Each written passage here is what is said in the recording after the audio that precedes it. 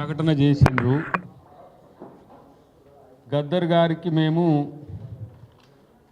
ఇవ్వలేం అని చెప్పేసి తర్వాత ఇవ్వలేకపోతే ఇవ్వకపోయిండు, కానీ ఆయన కొన్ని కామెంట్ చేసిండ్రు. గద్దర్ నక్సల్స్ భావాలున్న వ్యక్తి, నక్సలైట్లు పేరు మీద చాలామంది కార్యకర్తలు చనిపోయినరు, గద్దర్కి ఎందుకు ఇస్తాం, అసలు ఇవ్వం, అనేక మంది పోలీసులు ఎన్కౌంటర్ చేసిన గద్దర్ వాళ్ళ దాంట్లో గద్దర్ ఉన్నారని, ఇలాంటి ఒక కాంట్రవర్షియల్ స్టేట్మెంటు ఇలా హోంశాఖ సహాయ మంత్రి బండి సంజయ్ గారి పేరు మీద రావడం అనేది విచారకరం, బాధాకరం. ఫౌండేషన్ కూడా దీని విషయంలో కొంచెం స్పందించాల్సిన అవసరం ఉంది. ఎందుకంటే చాలామంది వామపక్ష భావజాలం ఉన్న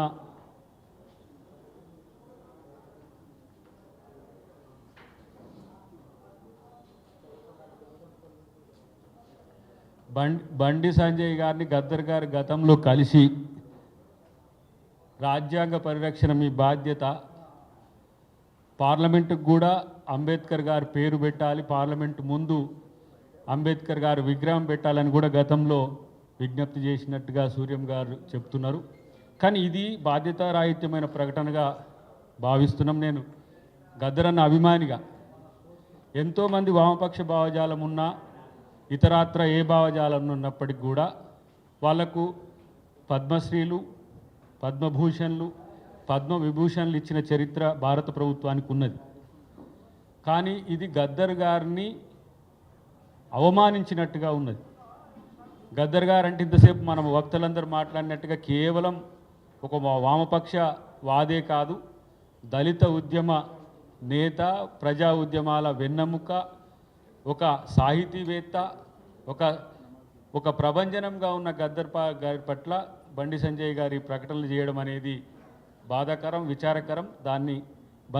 దాన్ని పక్కన పెట్టి పద్మవిభూషణ్ కనుక మీరు ఇప్పియగలిగితే నిజంగా మీ బీజేపీ రాజ్యాంగాన్ని గౌరవించినట్టు చేతిలో రాజ్యాంగాన్ని మెడలో పంచశీలను వేసుకొని తన చివరి అంకంలో రెడ్ నుంచి పంచశీలకు వచ్చినది మరి భాజపా మిత్రులకు కనపడకపోవడం అనేది విడ్డూరం. కాబట్టి ఇలాంటి ప్రకటనల వల్ల మీ ఖ్యాతి కానీ మీ ప్రభ కానీ పెరగదు. అది గుర్తుంచుకుంటే మంచిదని అందరి తరపున నేను వారికి విజ్ఞప్తి చేస్తున్నా. ఇది కౌంటర్ ఇచ్చే సమయం కాదు. అందరం మేము జయంతిని చేసుకునే సందర్భంలో మీరు ఇలాంటి ప్రకటనలు చేయడం అనేది ఆయన ప్రభుత్వం తరపున విమర్శ చేసిండు, ఎలిజిబిలిటీ ఉన్న వాళ్ళని ఇవ్వలేదని. గద్దర్ గారికి ఎలిజిబిలిటీ లేదా? సరే, వారికి ఇచ్చినందుకు సంతోషపడుతున్నాం.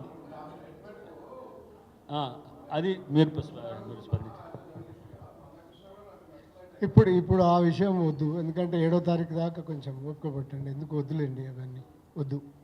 మందకృష్ణ గారికి ఇచ్చినందుకు అందరికీ ఆమోదమే.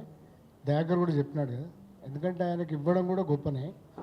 ఆయనకి ఇచ్చినందుకు ఆ మందకృష్ణకి అభినందనలు. ఈ సమావేశం దాంట్లోకి పోదలుచుకోలేదు, వద్దు కూడా.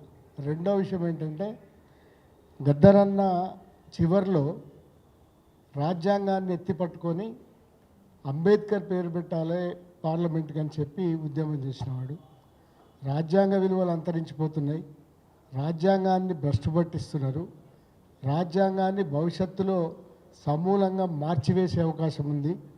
కనుక మనం రాజ్యాంగాన్ని పరిరక్షించుకోవాలనే విషయాలు గద్దరన్న స్పష్టంగా మాట్లాడినాడు.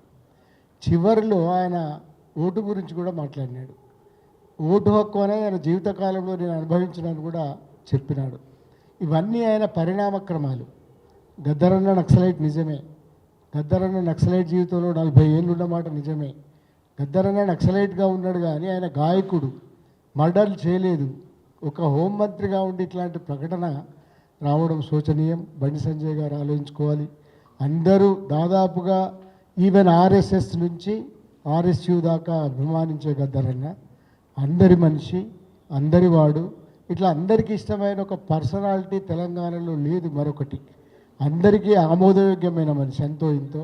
ఎందుకంటే పోయినసారి వర్ధంతి సభలో రామచంద్రరావు గారు పాల్గొన్నారు, బీజేపీ నుంచి. అఫీషియల్ ఆర్ఎస్ఎస్ నుంచి బీజేపీ నుంచి మాట్లాడినారు.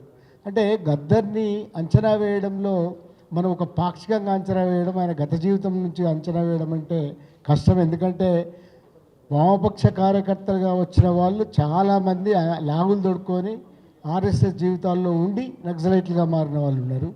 నక్సలైట్లుగా ఉండి రాజ్యాంగబద్ధమైన అన్ని విషయాలను ఆమోదించిన వాళ్ళు ఉన్నారు. ఈ పరిణామ క్రమంలో గద్దరన్న చాలా పరిణామాలు వచ్చినాయి నిజమే. కానీ ఆయనను మీరు ఒక హోంమంత్రిగా ఉండి ఇట్లా ఈ టైంలో ముద్ర వేయడం సరైంది కాదు. ఎందుకంటే జయంతి వస్తున్నది. ఈ సందర్భంలో బండి సంజయ్ ఒక హోంమంత్రిగా మాట్లాడితే బాగుంటుందని ఈ సభ అనుకుంటున్నది. ఎందుకంటే మళ్ళీ వివాదాల్లోకి పోవడం కూడా మా ఉద్దేశం కాదు. జయంతి సక్సెస్ఫుల్గా జరగడం మా ఉద్దేశం. Thank you.